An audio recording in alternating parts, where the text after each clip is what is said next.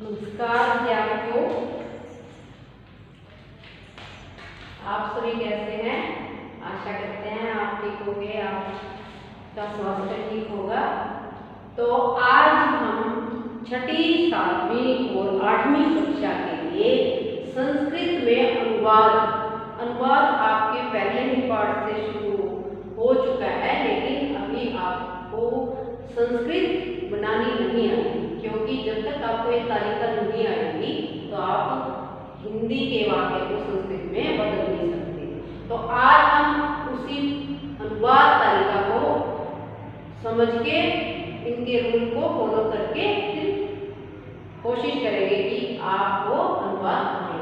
पहले तो अनुवाद का मतलब आपको समझ में आना चाहिए। अनुवाद का अर्थ होता है अनुवाद, पीछे बात बोलना मतलब जैसे आप संस्कृत उसमें इंग्लिश में क्या करते हैं, ट्रांसलेशन, आप हिंदी से इंग्लिश बनाते हैं, उसी तरह जब हम अनुवाद करते हैं तो हमें भी हिंदी के वाक्यों की संस्कृत बनानी होती है।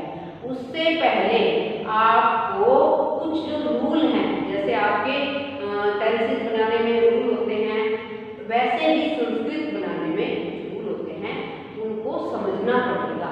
सबसे पहले आपको एक बात का ध्यान रखना है कि जब भी कोई वाक्य हम बोलते हैं तो उसमें दो चीजें होनी चाहिए, कर्ता और क्रिया। मान लो मैंने यहाँ पे लिख दिया राम, क्या राम? अब हमें ये तो समझ आ रहा है कि व्यक्ति है, लेकिन आगे क्या? जब तक इसमें क्रिया नहीं होगी हमें इस वाक्य की सेंस, इस वाक्य का हमें ये क्या कहना चाह रहा है वो हमें समझ में नहीं आएगा। अगर मैं यहाँ लिखूं राम खाता है तो ये वाक्य क्लियर हो गया कि राम जो करता है, करता मतलब काम करने वाला, तो काम क्या कर रहा है, खा रहा है, हमें की क्रिया।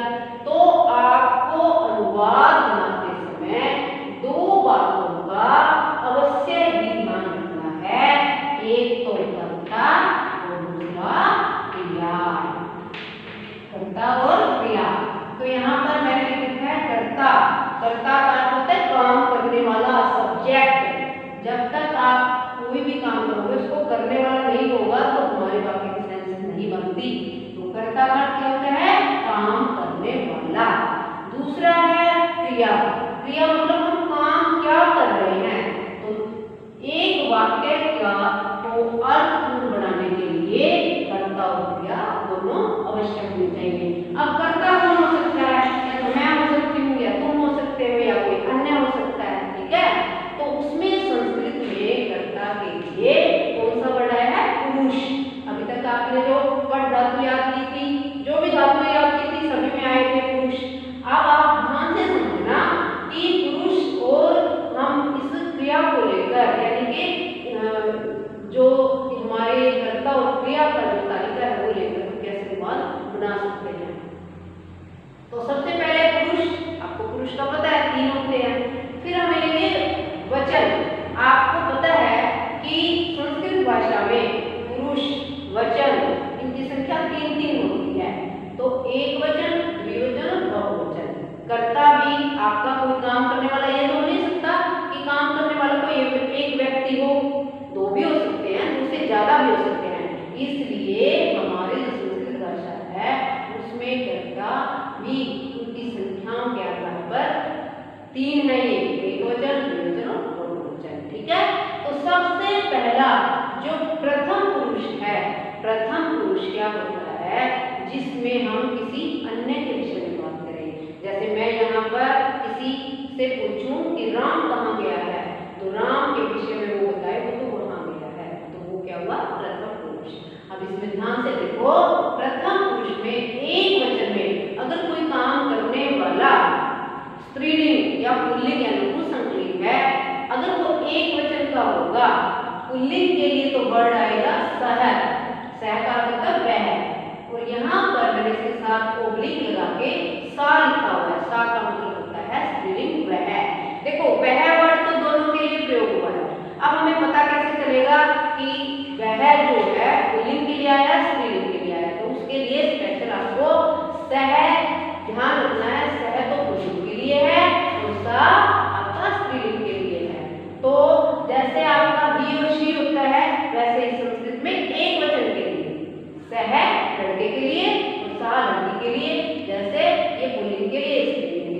इसी तरह द्विवचन में तऊ, तऊ का अर्थ होता है वे दोनों। तो ये द्विवचन दो काम करने वाले अगर कोई दो होंगे, इसमें होंगे पुल्लिंग में, उनका लिंग कौन सा होगा पुल्लिंग, तो कौन सा वर्ड आएगा, ये शब्द आएगा, ये आएगा तऊ। ठीक है। और बहुवचन में, यहाँ बहुवचन में आएगा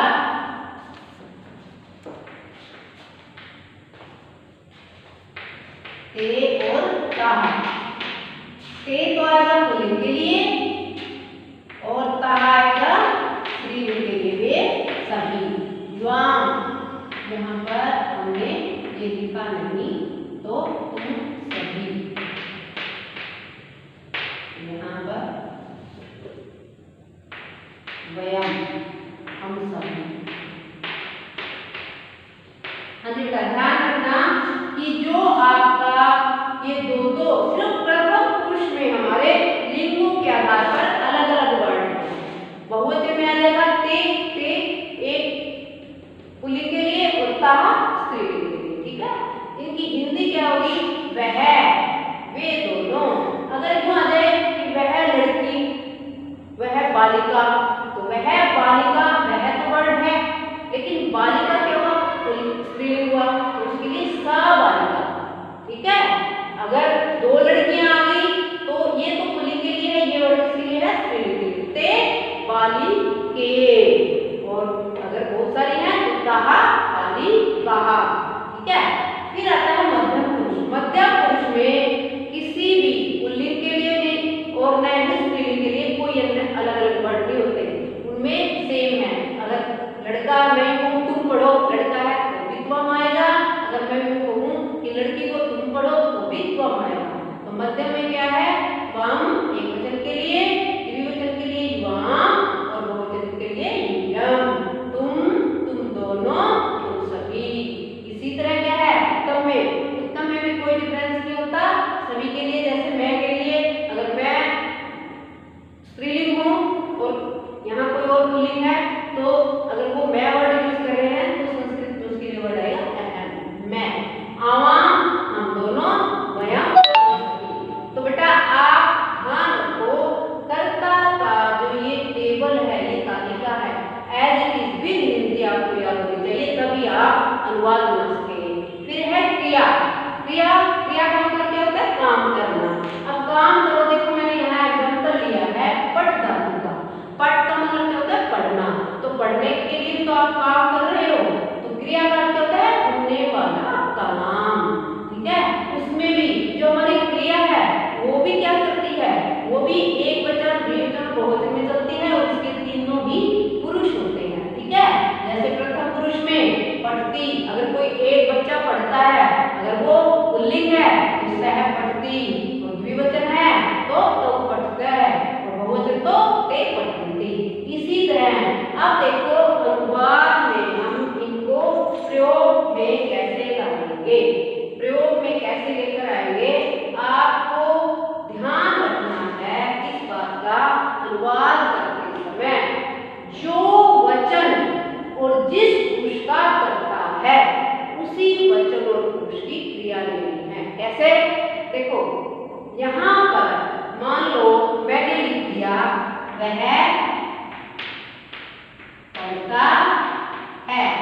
अब इस वाक्य से आपको स्पष्ट हो रहा है कि पढ़ने वाला कौन है, स्त्रीलिंग है पुल्लिंग, पुल्लिंग। ठीक है। और वो पढ़ने वाला एक बच्चा है, दो है या तीन है, एक ही है। अब वह की संस्कृत यहाँ पर कौन सी बताई थी आपको, सह। ठीक है। तो मैंने क्या बात बताई आपको कि जो जिस पुरुष का और जिस वचन का करता होगा, क्रिया भी उसी पुरुष और वचन की लेनी है।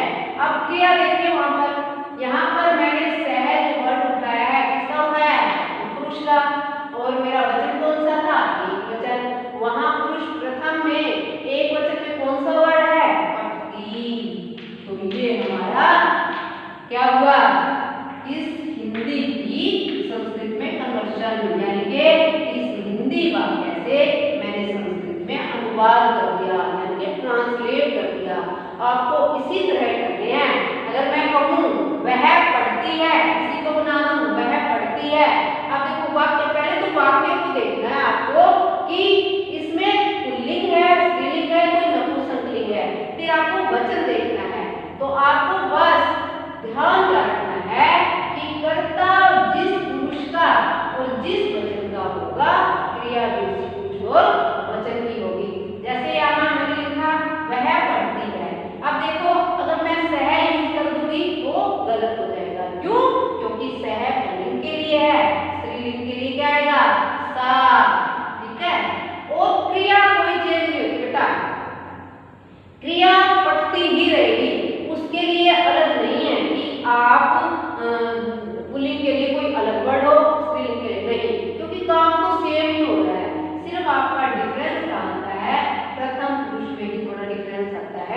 कि स्त्रीलिंग पुल्लिंग और नपुंसक के लिए या एकवचन द्विवचन बहुवचन के लिए कौन सा वर्ड है। फिर आ गया अगर मैं कहूँ वे दोनों पढ़ते हैं, पढ़ते हैं, अब देखो इसमें सस्पेंस है, पढ़ते हैं तो नहीं, सस्पेंस नहीं, अगर वो दोनों पढ़ते हैं, दोनों ही पुल्लिंग है तो क्या लगाओगे, त्वौ।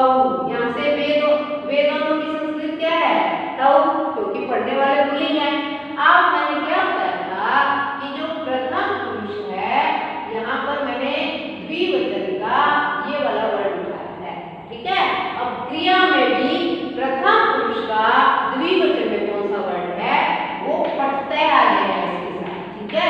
आप कभी ऐसे नहीं करना कि यहाँ तो ले लिया मैंने सह और वहां ले लूं मैं द्विवचन का पढ़ता है, वो गलत हो जाएगा।